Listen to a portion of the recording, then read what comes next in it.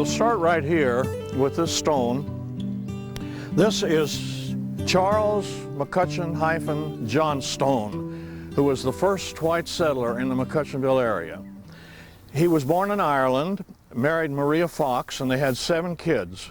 And they were intending to come in 1818, but Maria died, so that delayed them. He finally got here in 1819 with 7 children. The oldest was 13, the youngest was 4. And he came to this wilderness and settled down here in what is now Sybe Road, near those blue silos. It's said that the first winter they lived in an open-faced log lean-to house. Now, how he managed with all these little kids, and none of them died, they all survived and all. He then was elected to the Indiana House of Representatives in 1828 to represent both Warwick and Vanderburgh counties, and it's said that only 1 vote was cast against him. He attended the first session of the Indiana House of Representatives held in the new Capitol in Indianapolis. Prior to that, you know, our capital had been Corydon. Unfortunately, he didn't live to finish his term. He died in 1828, it's said, of lung fever, which is probably pneumonia. Now, I'm almost positive that he was buried on his own farm, which was the custom in those days, because this cemetery was not established until 1845, so there was no cemetery here. Now, either his remains have been brought here or else they erected this stone in his memory. This stone is of a vintage of about 1840 or 50. He had, as I said, 7 children. In his will, he was a very religious man. He left $300 to build a house to worship God in.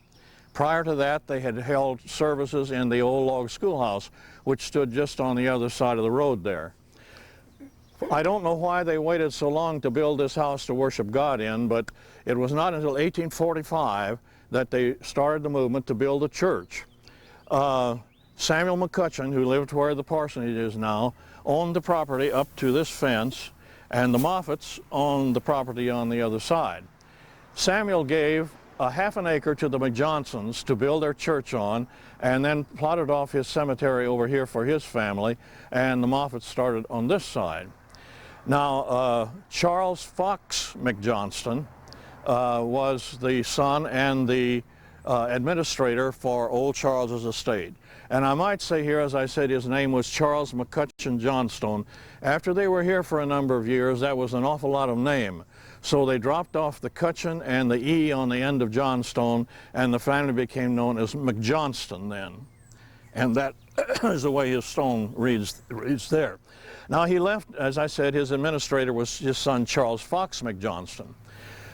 They took the $300 and built a frame church right here, which faced the Erskine Lane, and it was in 1848, and it served then until 1880, when the McJohnston heirs decided they need a better church, and so they started a drive to raise money to build this brick church. Up until that time, the property was still owned by Charles F. McJohnston. He, at that point, when the church was finished, deeded it to a board of trustees, but stipulated that when he died, he and his wife were to be buried on the church lawn, not in a cemetery.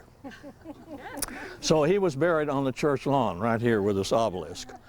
But along about the turn of the century, the Cemetery Association put up a new fence around the cemetery, and they jogged it out here and fenced him into the cemetery, and his heirs were they were just mad as could be about it, you know. And it continued until just this last year, when the church has asked them to move the cemetery back to its original line. So old Charles F. and his wife are buried on the church lawn again. Buried here on this Patterson stone is Allen Patterson's first wife, Minnie Mae Hitch Patterson. She was a nurse in World War I and served overseas, and so far as I know, well, I know she is the only female veteran buried here in this cemetery. She died quite young after the war, and you see 1922, of pneumonia. Here we have the stone of the Reverend William Atchison. Reverend William Atchison was born in Ireland, received an education at the Trinity College in Dublin, And how he ended up in McCutchanville, I really don't know. But he married one of Charles McJohnson's daughters. He was educated and was a school teacher in the log schoolhouse for a number of years. And about 1842, he was studying for the ministry, and he invited his pupils one Friday evening to come back to the schoolhouse on Sunday morning and bring their parents to form a Sunday school. And so they came and organized the first McCutchanville Sunday School, and he was elected the superintendent. Civil War came on, and he got a commission as a captain in the 42nd Regiment. When they got on the battlefield, they soon learned that he was not a man of a turn that could be a good commander of soldiers on the field. So they relieved him of that and made him the regimental chaplain. He served as chaplain for a couple of years, and then his health failed, and he got a medical discharge and came back to McCutchanville. Because most all the young men were off to war, the farmers were having problems, so he decided to do the best he could to help, and he was helping a farmer get up hay. He fell from the load of hay, and the wagon wheel ran over him and killed him.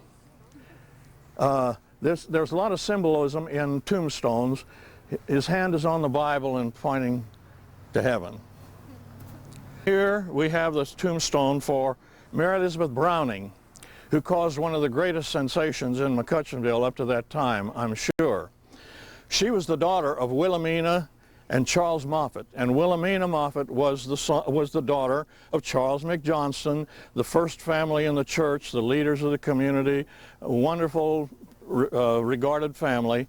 And when Mary Elizabeth was 20 years old, she turned up pregnant without a husband. Now, this was in 1875, and you can imagine what a scandal that started in McCutchanville when this young girl turned up pregnant without a husband. She gave birth to a little daughter that they named Bessie. Now, many times in those days, they would a family would turn out a pregnant daughter and say, "Don't darken my door again, you've embarrassed the family." But Wilhelmina kept her daughter, helped raise her, and raise the child. In the 1880 census, the census taker was very cruel. He listed Wilhelmina Moffett, widow, head of the household. With her was her daughter, Mary Elizabeth, aged 20, unmarried, granddaughter, Bessie, bastard. And that's written in the census records. You can read it today. Now, Mary Elizabeth finally got herself a husband. She married a Jewish peddler named Isaac Kahn. Now, in those days, the peddlers came through with wagons of all sorts of trinkets for the housewives, you know. So this is a classic case of the traveling salesman and the farmer's daughter. Well, he only lasted a year. He died. A year later, she remarried to Mr. Inwood, who was actually her aunt's husband, her late aunt's husband, or her uncle, by marriage. He was a much older man, but he died within a year. A year later, she married for a third time to young William Browning of the Browning-Miller family up on Browning Road. This young man was 6 years younger than she. And why he married her, we don't know, but he did the noble thing and adopted little Bessie and changed her name to Bessie Browning and made her legitimate. That marriage lasted for 6 or 7 years, but from all reports it was very stormy. When Bessie was about 16, she started having a boyfriend, and he came and took her for a buggy ride one evening. Mary Elizabeth and her husband were sitting on the porch, and they got into one of their terrible rows, and Browning said, "Mary Elizabeth, I've had all of this I can take, I'm leaving." So she got up and started walking across the yard. Mary Elizabeth pulled out a revolver from her apron pocket and shot him. The bullet went through his cheeks, so he wasn't hurt very badly. Pretty soon, though, Bessie and her boyfriend came home, and as they were tying up the horse, they heard a shot, and they went in, and Mary Elizabeth had put a shotgun in her mouth and blown off the top of her head. Right here is buried Jenny Hooker. Jenny was one of the school teachers here for many, many years and was much respected and was well thought of. She was an essayist. She had essays mainly on women's topics, published in Cosmopolitan, in, I've forgotten, 3 or 4 national magazines. She also wrote an article on farm women for the for the Chicago World's Fair, and she was one of the first women, I guess, that got some national attention in McCutchanville. Here is the Hayden lot. Now, what we now call Hedden Road was actually Hayden Road. All they spelled it H-E-A-D-E-N, but they pronounced it Hayden. And that road has gone through a couple of changes in spelling, so it ended up as Hedden today. The 2 sons here, both were killed in the Civil War, or actually one died of disease. They had a sister, Annie, who was a liberated woman, and we'll talk about her more in a minute, but she made her way through the lines down to try to nurse one of her brothers back to health in a Confederate hospital, but he died, and she brought the body back to be buried here. This little stone here is little Robert, little blind Robert. Little Robert was the son of Mrs. Hayden's brother, who lived in New Orleans. According to the legend, the little boy's mother was poisoned by a slave woman. And so Mr. Hayden was left with this blind little boy, and so he had his sister up here to take the child and send him up here in the custody of an old slave woman named Aunt Mandy. The little boy died after being here about a year, but Aunt Mandy stayed on the rest of her life and is buried in this cemetery. Now, we're not sure whether she's buried in this empty lot here or whether she is buried down on the far slope. There are, we know, at least 3 other blacks buried down the slope there. One was Willie Jones, who was a freed slave who came up and worked for my family. One was Billy Mitchell, who worked for the Cootses, Donaldson's farm here. And I've forgotten what the other is, a man. We know they're buried here, and how many more we don't know for sure. Right here is buried Annie Hayden, who was the second wife of Levi Erskine. She married late in life. She was in her 40s. She had been a school teacher. She was the first woman from McCutchanville that I know of to get a college degree. She was one of the first 8 women to graduate from the University of Wisconsin when they first began to take women students there. She was another very much respected school teacher. Of course, after she married, in those days, married women were not allowed to teach school, so she retired and became a housewife. But she was Mr. Erskine's second wife. And the Erskines were the second pioneer family to come here. They arrived in 1819, and they were intending to go over to Albion, Illinois, to join the Birkbeck and Flower community, but the river froze over on Christmas night when they got to Evansville, and so they had to stay over some months here in Evansville, and then when spring came, they decided to come up here into McCutchanville and buy property, which they bought all back here behind the church and all.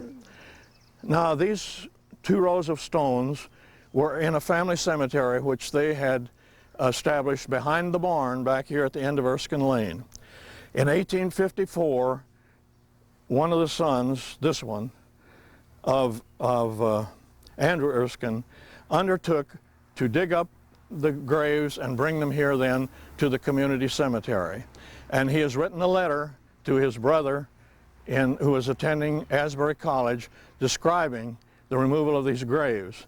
Now, some of them were rather fresh graves, and he said the stench was so bad they burned pine knots to keep the stench down, and some of the blacks that he had was helping him left and wouldn't help him anymore. But he completed the removal of these graves. The first one there is 1824, and then various years after. This third one here is John Allen. This is Andrew Erskine's grave here. He was the youngest son and a child prodigy. When he was 14, his education was advanced enough that his father thought he could send him to Asbury College, which is now DePaul. And so he sent him to college under the guidance of his niece Mary Erskine, who was actually Annie Fellows Johnson and Alvin Fellows Bacon's mother. And she was one of the first women to attend Asbury College or DePaul University. Unfortunately, John Allen died within the first year. He was only like 14 or 15.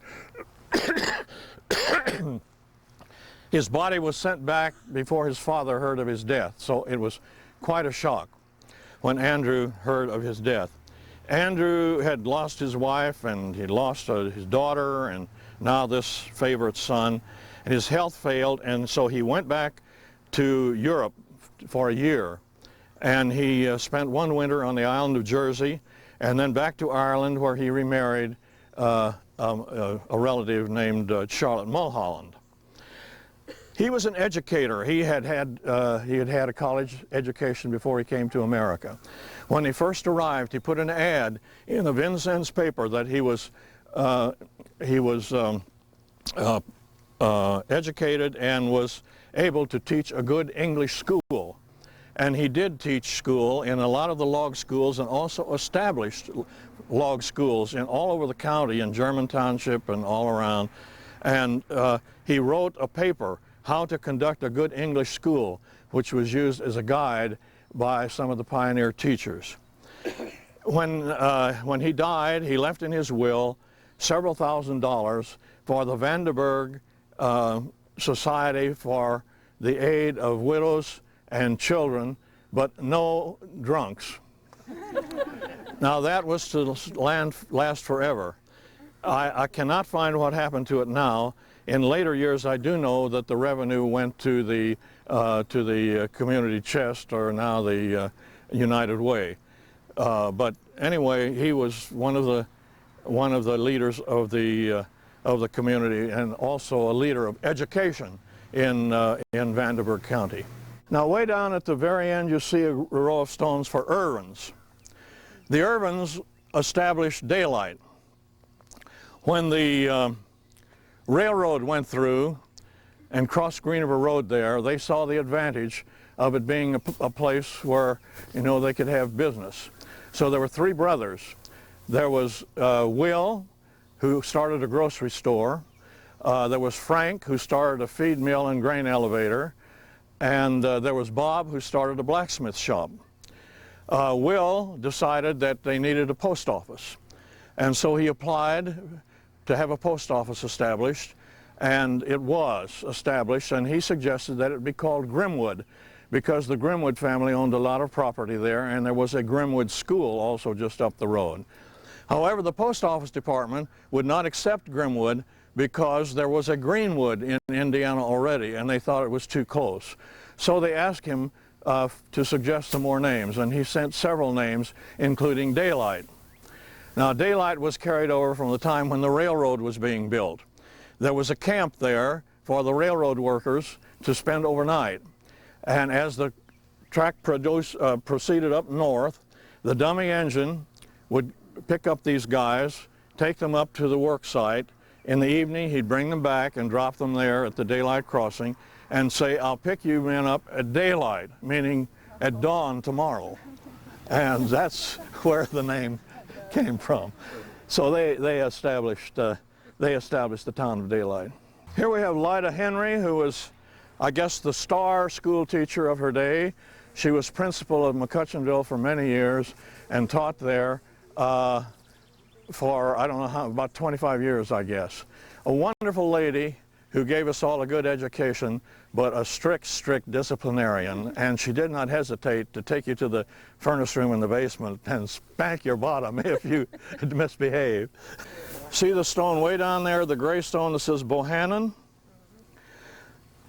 Will Bohannon was an attorney born just off of Boonville, New Harmony Road in what is Bohannon Estates. There was a big two-story house up there, which was the old Bohannon homestead. A very handsome man. He married a neighbor girl Clara May Whitehead. They had one daughter. Time came when he started carrying on a little love affair with his secretary. And Clara May knew about it and she divorced him. He married the secretary. She became the housewife.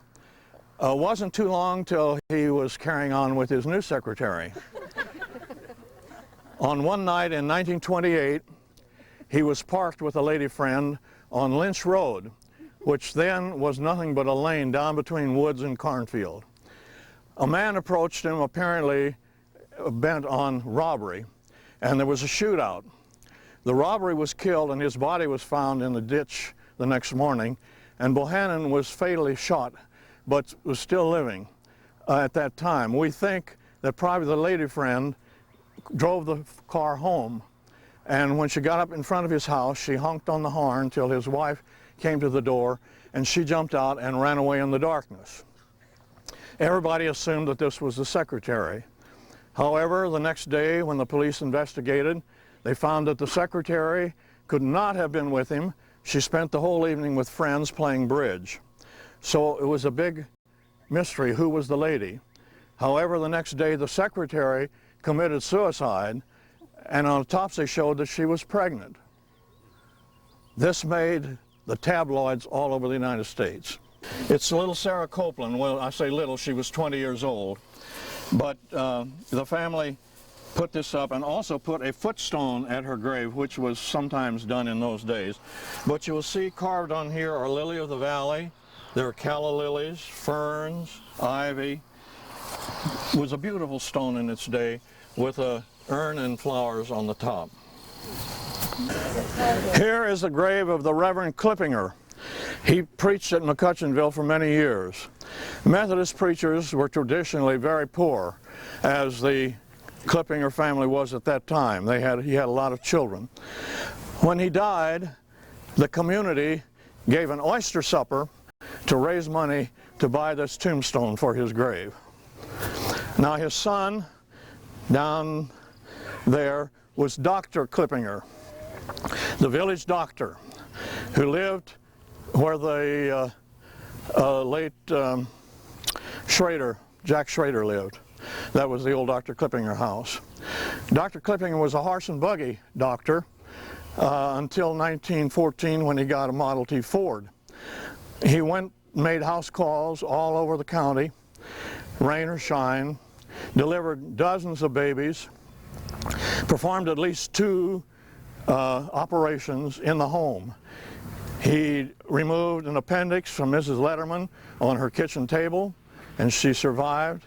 He also amputated a leg of a man that got his leg crushed in a mill operation down here by Bluegrass Creek. A wonderful old gentleman, always in church in the front pew. His wife was an Erskine, a tall, slim lady that always wore the high lace collar with the staves that went up behind her ear and sat in the front pew. The doctor dropped dead walking home from church one Sunday morning. That was Ruth Webb, the only daughter of the Webb couple. She and a girlfriend were walking home from school. Came up a rainstorm. They were inside of her home, but they dashed under an oak tree, and just at the moment when the lightning struck the tree, and she was killed. Her friend, who was Isabel Moffett, was knocked unconscious, but she revived and lived to an old age. Eldest son of Charles McJohnston, Arthur. Arthur left McCutchanville when he grew up, went into town and became a land speculator and became quite wealthy. He and his wife were 2 of the 8 original founders of the Trinity Methodist Church in Evansville. So actually this McJohnston family were really involved in establishing 3 Methodist churches. This one, Trinity, and a sister who was Elizabeth McCutchan Hilliard helped to found the Bluegrass Church. They had supposedly been converted to Methodism by John Wesley himself on one of his last crusades to Ireland. When the McJohnstons wanted to build a church here he dedicated a half an acre to Charles F. McJohnson to build a house to worship God on, and laid off this cemetery for his family and for the neighborhood. Everything on this side of the aisle, all these lots clear across, were for his children. They all were not buried here, but that was the original plan. This side originally was a potter's field where anybody could come and bury who couldn't afford to buy a lot. Every now and then they dig into a grave, unmarked grave, but nothing is left anymore except coffin hardware and sometimes a plate of glass, which they used to put in the coffin lids if somebody died of contagious disease. But there are no bone remains. Apparently our soil is acid enough that it eats it up. Now right here are the two graves of Squire Sam McCutchan and his daughter Nancy, our wife Nancy. He was born in Ireland, she was born in Scotland. They came here in 1835 from New York State, where they had lived for almost 30 years before they came to Indiana. He was commissioned Justice of the Peace and therefore got the title of Squire Mac. He also applied for a post office here, and he was going to call it Goshen because that was the place they came from in Ireland. There was already a Goshen in Indiana, so the post office department gave him the commission as postmaster and called the post office McCutchanville, and the S dropped out, and that was really the start of McCutchanville legally. He, as Justice of the Peace, was sworn to uphold the laws of Indiana. The laws of Indiana stated that it was against the law to assist runaway slaves. However, he followed his conscience instead of his vows, and he operated an underground railroad station over here. He got slaves, we don't know for sure, but we think probably from Willard Carpenter, and would put them in the barn overnight, and then the next day take them under a load of hay to Stacer. If you've seen, there's a sign up 41 that points to Stacer. A Civil War veteran that was captured by the Confederates and put in Confederate prison. He was in several prisons, and some of them were pretty horrible. He ended up in Andersonville, which was the worst of the worst. And he managed to escape with another fellow by digging out under the fence, but was recaptured, and on a Christmas Eve was thrown back into Andersonville prison without a blanket or food or anything. His weight dropped from 170 to 110, and he was finally released when the war was over, and the remaining surviving prisoners were taken to Camp Fisk, which was near Vicksburg, to await transportation back home. There were steamboats lined up, and the government was paying the steamboat captains $5 a head for enlisted men and $10 a head for officers to return them back up north. There was skullduggery afoot, and the steamship Sultana, which was stopped there, had a passenger total of 365. However, apparently somebody was paying off, and they kept loading and loading and loading till they had almost 1,500 people aboard this boat. And there is a photograph of it showing the decks were almost standing room only. They pulled out, went to Memphis, and then started upstream. It was a very cold, nasty April night, and when about 40 miles upstream from Memphis, the boilers exploded, and it was the worst marine disaster ever known, inland marine disaster.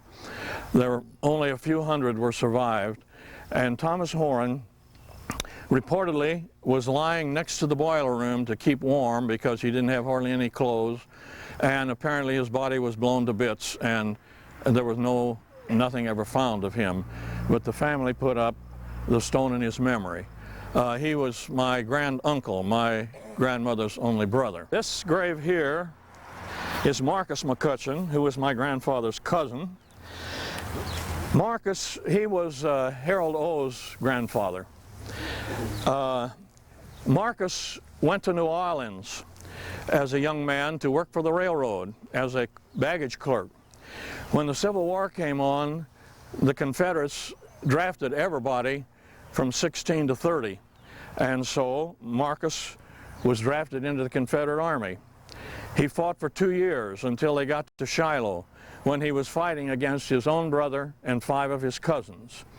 He was wounded and went to a hospital, and when he was reviving, he had some second thoughts, and he went AWOL and made his way to the Union lines. Some people say he walked 50 miles. I don't believe that. I think probably 15 would have been better. But anyway, he surrendered to the Union Army, convinced them that he was really from the North, so they let him go. He came back to Evansville and enlisted in the Union Army and went back to Tennessee and fought the war out. So he was a veteran of both sides. This is my stone. I will explain this because a lot of people are not going to understand this. I'm going to be cremated and scattered on the family farm. And first I wasn't going to put up anything, and then I thought, well, you know, people may wonder, where is he? And so I thought, well, I put up a stone which says, in memory of. Now, after I die, it's going to say cremated and scattered. Then I have this inscription, which can confuse some people maybe, because I believe that everything in this earth is made out of the same goop. I mean, so we're related, the trees, the animals, the people, everything, because there's only so many elements, you know, we just put together with different recipes. So my inscription said, all that was earth in him, all that was earth in him, shall know perpetual resurrection and beauty through the seasons, rains, and snows, and through the tumults of all the winds and tempests that he loved. The atoms of his dust will live and die 1,000,000 times. Does that confuse you?